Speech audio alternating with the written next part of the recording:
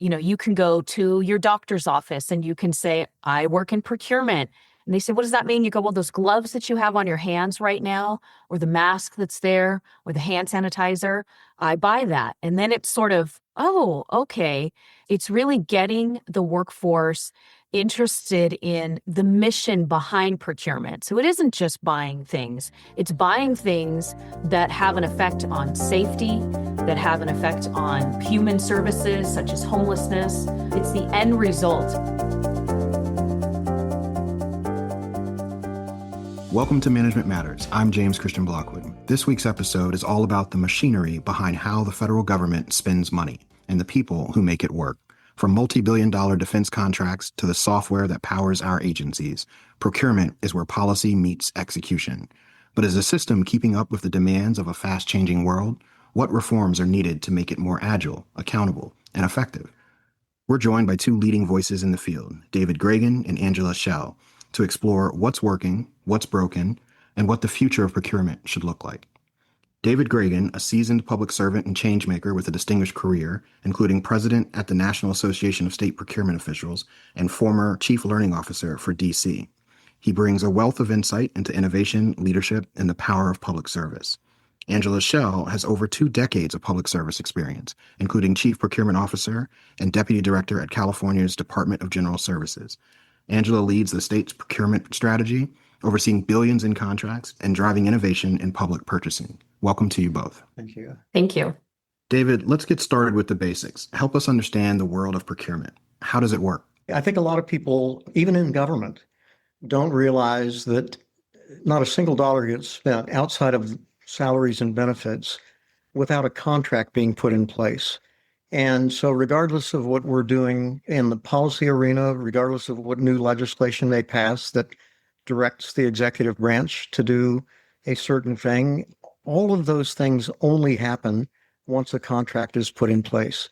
And it takes a little while to do that. So I think it's important to realize that the contracting officials like Angela and myself, we proudly sit behind the scenes looking for the next opportunity to make government work. And hopefully we do that in a manner that's most importantly fair and equitable to the taxpayer who have entrusted us with that money. Angela, let's talk about the big picture. From your perspective, what are the most significant challenges facing the procurement system today? Are they structural, cultural, or political? I think there's many things that are challenging in the procurement world. I think first and foremost, so much of it is changing so fast. And I think when you couple that with a workforce that is fairly new to the procurement world as a new workforce that's coming in, I think that makes it a little challenging for both states and likely the federal government as well. You're losing a workforce that has so much experience in how procurement is done, and that workforce is moving on to the next adventure in life. And I think we're getting a new workforce in that didn't really start in state or federal government. So they don't have a lot of the history in how procurement operates. And so you're bringing in a workforce that has other skills that you really have to teach them how procurement works. What are the institutions of a state procurement operation? What are the institutions of a federal procurement operation? And I think that presents a lot of challenges. And when you couple that with how markets have changed, especially since 2020 with COVID and the things that are coming up, I think it's really all of those things that is challenging for both state and federal government to really have a solid grasp on how procurement operates and how it's changing and the frequency with which it's changing. And David, from your perspective, what are the most significant challenges facing procurement? I definitely agree with everything that Angela said, but given the context of structural, cultural, or political, I think our challenge, I think at least mine in the 30 or so years that I've had the privilege of leading procurement units in state, local, and the federal government, in every single case, the common thread from my procurement director's desk was how to make a control function look frictionless to the people who need me to get a contract in place. In other words, it was, in my view, clearly structural. It's a matter of a function that exists to uphold the public trust. In other words, a control function a government, what I would call a necessarily bureaucratic function. It's necessary because it ensures that we don't put anything above the value of the public dollar. So there's a control component to it. But on the other hand, sitting where Angela sits today and where I've sat, we look to make it as simple and straightforward as possible for our clients within state government, our clients that are heading the Health and Human Services or emergency management or transportation. They're heading these departments and they have very public-facing requirements. They are keeping our highways safe and building new bridges. They are doing things that the public actually sees. So our goal is to balance that control function and, ensure that we put in place a contract in a relatively quick and frictionless manner for the agency heads that are actually delivering services to citizens. David, you mentioned the value of the public dollar, and then you gave examples of a number of different agencies across many different functions that serve the public in ways that they either know about, and in some ways maybe they don't. But can you give us a sense of the scope? I mean, how much money are we talking about, and what are some of the other services that people might not know about? I think a lot of the services at the state level are a little bit unknown to the local taxpayer. We've often heard the advice that politics matters only at the local level. Well, the fact is that service delivery only matters at the local level also. You and I, as citizens of some city or county or state, we probably are much more familiar with what our city or county government does than we are with what our state government does. So it's a very legitimate question. So services are delivered in a local sense, but a lot of that, even then, is occurring through the use of cooperative state contracts or term contracts that are executed at the state level, either in Sacramento or in Austin, Texas, where I, also served as the procurement director. This is why our messaging is so important to me. This is why I'm so thrilled that the National Academy of Public Administration is engaging in a discussion about what is procurement and why is it there? Because the layman would think that we are a speed bump to them getting what they need, that the citizen cares about. They want that bridge built so they don't keep having to drive 15 miles out of their way to cross that river. We get that. But again, we balance that public trust component of what we do with the exigent needs and the important needs of our colleagues within state government. They are definitely our clients, and we see it that way. So yeah, I think it's just important that we have this discussion, and I'm absolutely thrilled that the Academy is engaging in it. Angela, let's talk specifically about professionalizing the acquisition workforce. What does a modern, empowered procurement workforce look like, and what investments or policy changes are needed to get us to where you think we ultimately need to be? That, again, is part of our challenge. It's starting the workforce and getting them interested in what procurement is, because I think, to David's point, you can say, oh, I work in procurement, and people will still say, I have no idea what that means. You can go to your doctor's office and you can say, I work in procurement. And they say, what does that mean? You go, well, those gloves that you have on your hands right now, or the mask that's there, or the hand sanitizer, I buy that. And then it's sort of, oh, okay. And I think it's really getting the workforce interested in the mission behind procurement. So it isn't just buying things. It's buying things that have an effect on safety, that have an effect on human services, such as homelessness. It's the end result. And I think, to David's point, procurement and contracting officials, both federally and at the state level, we have to do a better job of educating people on what it is we do and what the impacts are. Because I think this workforce today wants to know what the impact is of their job, right? It's not the workforce of yesteryear where, you came to work and this is what you did and you had an impact while you were here, and then you moved on to, whatever was next.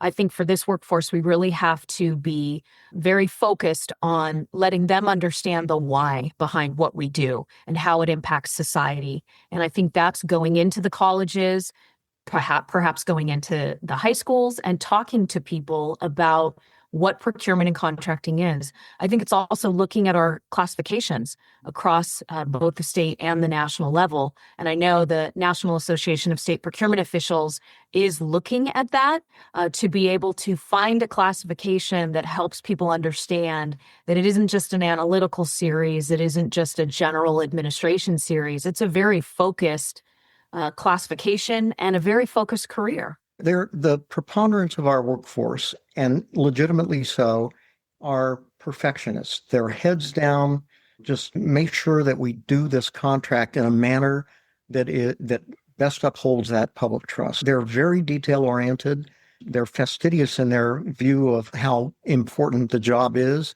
But what I will tell you in my, again, 30 years of doing this job in a couple of states and a city government as well as federal, that they're not likely to be submitting abstracts to publicly speak at a conference that's coming up in San Antonio. They're not likely to be doing that. They're more likely to be heads down, doing the next contract and doing it right. And that's important. So what I would say about the workforce, 90% of our workforce, maybe more, is exactly that person I just described. It is a detail-oriented public servant to the core that goes to work every single day to do good work on behalf of the public. There is another part of our workforce, and Angela is a great representative of that, and that's the leadership in our workforce. And our leadership has the additional duty of not only managing an oft-maligned, probably underpaid, probably overworked, a group of professionals that no one knows in government. And if they did know them, they probably think that they're in the way.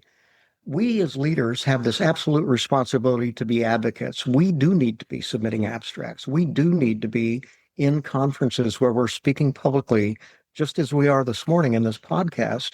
We need to be advocating for this profession because the unsung heroes of government, among many, by the way, are the public procurement professionals that happily sit behind the veil and just do good work. And it's about time, in my view, that we celebrated the great work that this workforce in procurement and acquisition has been doing for decades. Angela, a quick question to you, potentially a political one, hopefully not a controversial one, but it'll help the audience better understand how the state and federal procurement interact with one another.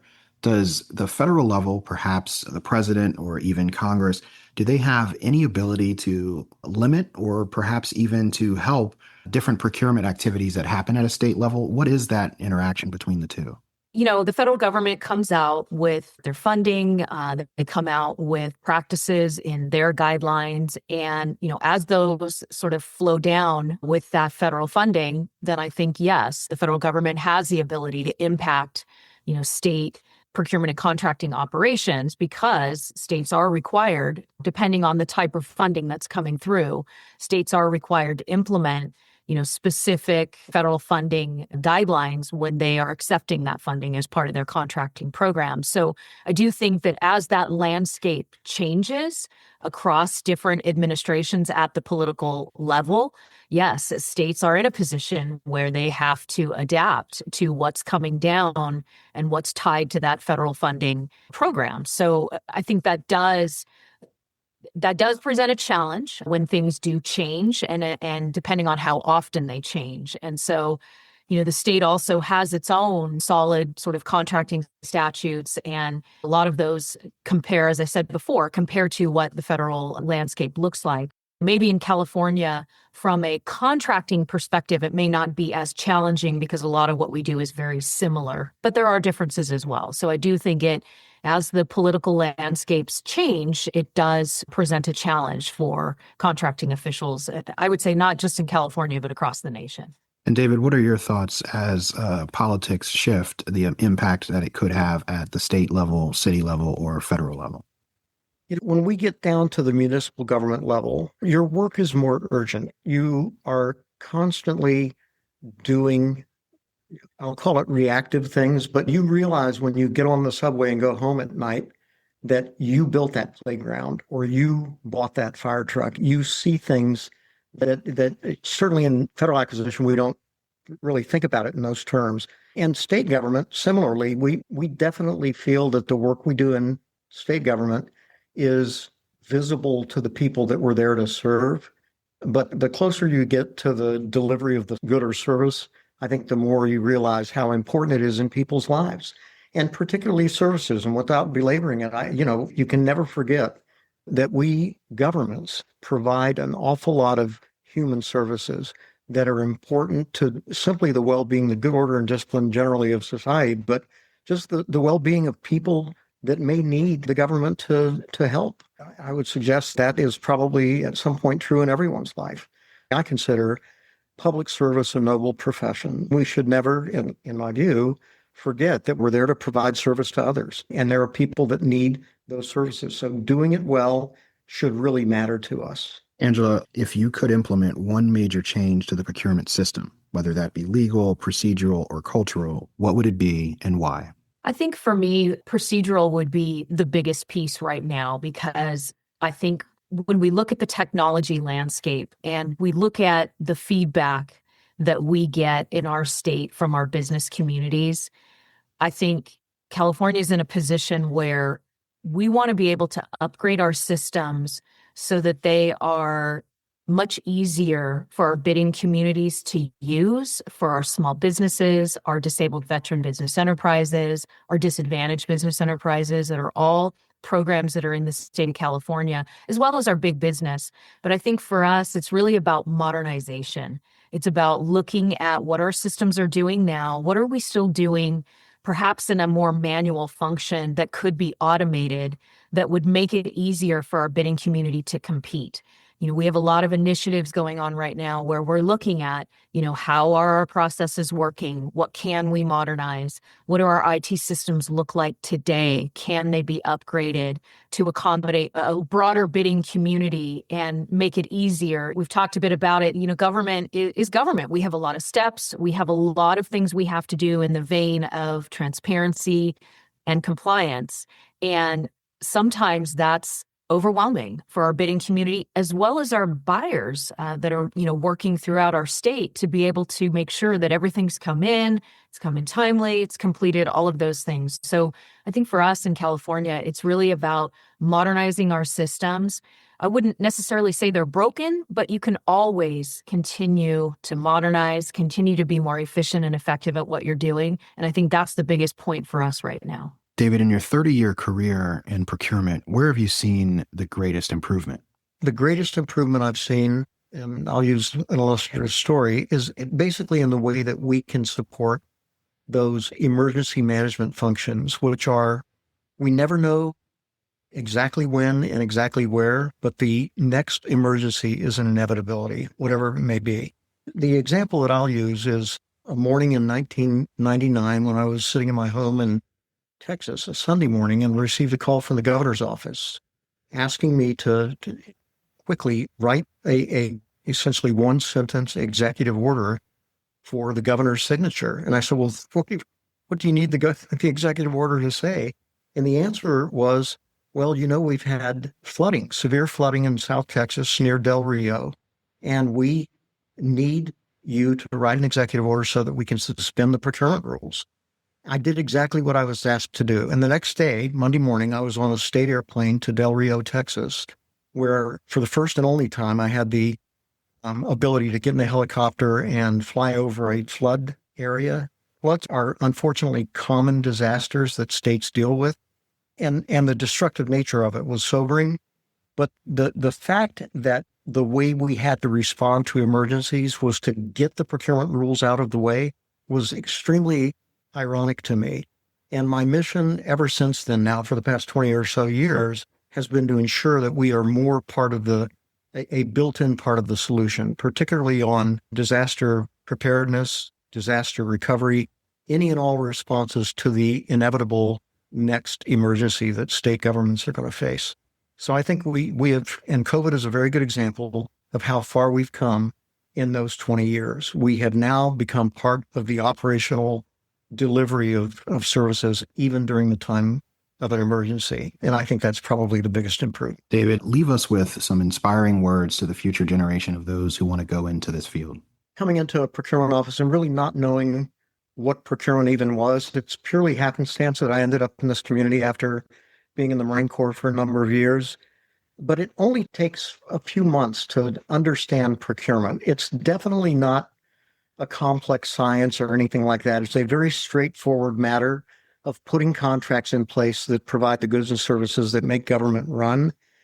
And then realizing from that very early understanding of procurement, realizing what a wonderful profession it was. For the most part, it's an accidental profession. whereas it really ought to be an aspirational profession. I mean that about public service, and I specifically mean it about procurement. I have learned more about the way government works. They're small curiosities, but if you, as a young man or woman anywhere in the world, if you are interested in doing good work that helps other people and learning about multiple things, government, in any industry that government provides, this is a fascinating profession. It is one that more people absolutely be interested in coming into. And that goes back to our responsibility as leaders in the privileged positions that we're in to advocate for, number one, public service, public administration, and public procurement. And Angela, greatest success that you've had as it relates to procurement in California? I do think we have a very innovative process that we've employed for the last few years that we call it our Request for Innovative Ideas 2. It is something that our administration actually put together very early on when this administration came in. And I think it's been a way for us to combine some existing procurement processes into a testing phase. So it's a two-phase procurement, and I think we're able to get a concept from our bidding community, test that concept, and then go forward with a secondary contract for a full scale up. And I think that has really helped us not have significant failures in, procuring of goods or services, because it isn't just for the IT community, it's both sides of the house. And so I think for us, that to us is a big success to be able to implement something differently. That's that flexibility, that's that innovation that oftentimes in the procurement world, you've really got to convince people that, look, we can still meet transparency, we can still meet compliance by doing things in an innovative way. And I think for me, that and then our COVID response in the state of California with how we procured things in a very team environment, the rapid response with which we did that, I think those are some of my, really proud moments for the state of California in the last seven and a half years. Something not everyone may know about, may not see every day, but procurement is in the background and making the public's everyday life that much better. Thank you to our guests. We're joined today by David Gragan and Angela Schell. Thank you so much for joining us.